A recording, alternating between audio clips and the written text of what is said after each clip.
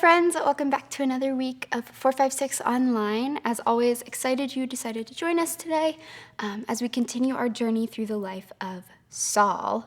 Paul. He's Saul right now. So last week, for those of you who weren't here or don't remember, we left Saul, and he was this murderous and terrible human being whose sole purpose in life was to arrest Christians and end this revolution that had started with Jesus and a bunch of fishermen.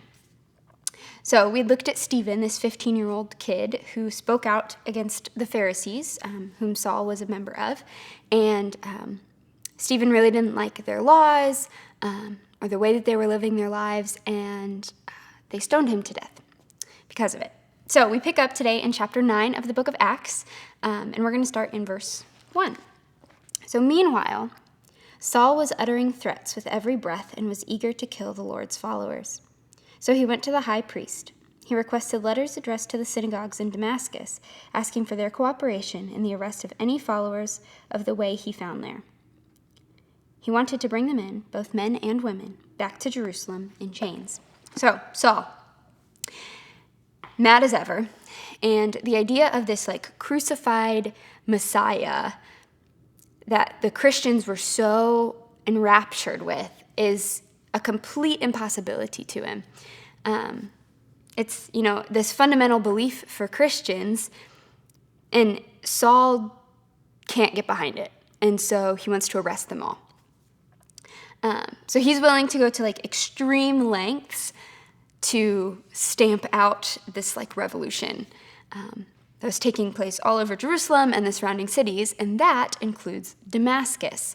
So Damascus is about 135 miles northeast of Jerusalem, and it would take about 6 days to walk there.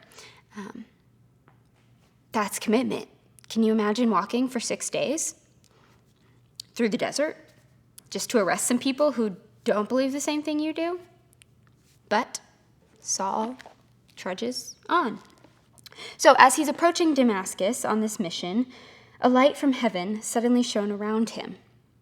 He fell to the ground and heard a voice saying to him, "Saul, Saul, why are you persecuting me?" "Who are you, Lord?" he asked. And the voice replied, "I am Jesus, the one you are persecuting. Now get up, go into the city, and you'll be told what you must do." The men with Saul stood speechless, for they heard the sound of someone's voice, but saw no one. Saul picked himself up off the ground, but when he opened his eyes, he was blind. So his companions led him by the hand to Damascus. He remained there blind for 3 days and did not eat or drink. So Saul's walking, right, on this mission to arrest and probably kill a bunch of people. And he's walking along, and he's almost to Damascus. When all of a sudden, in the middle of the day, there is this blinding light and this booming voice from heaven that calls out, "Saul." And all of a sudden, Saul realizes that he is in the presence of God. So this booming voice asks, "Why are you persecuting me? I'm Jesus, the one you're hurting."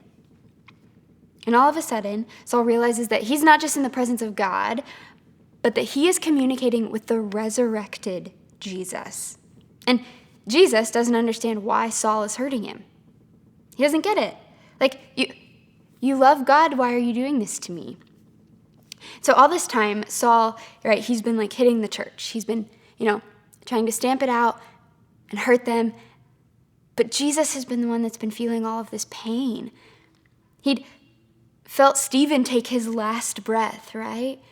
And he had heard the cries of his children as Saul hauled them off to jail or had them executed. Jesus had felt it all. And so he makes sure that Saul understands the weight of what he's done. And that's why he calls out, "Saul, Saul." It's a rebuke, so that Saul can fully realize exactly what he's done and how it's wrong. Saul had become so violent, and now he was violently brought face to face with the enormity of what he had done. not just against Christians, right? But against Christ himself.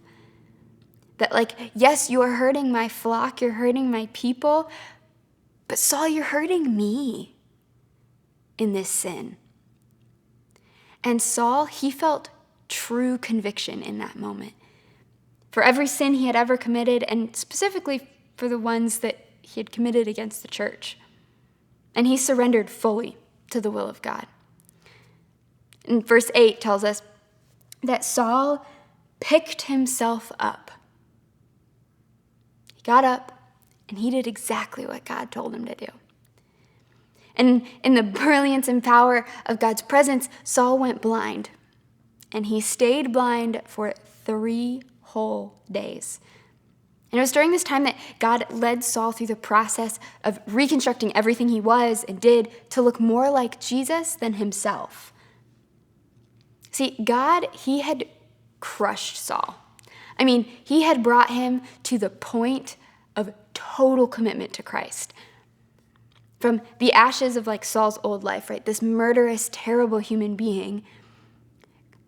When God interacted with that, when they butted heads, out of it came one of the most noble and useful men that the church has ever seen.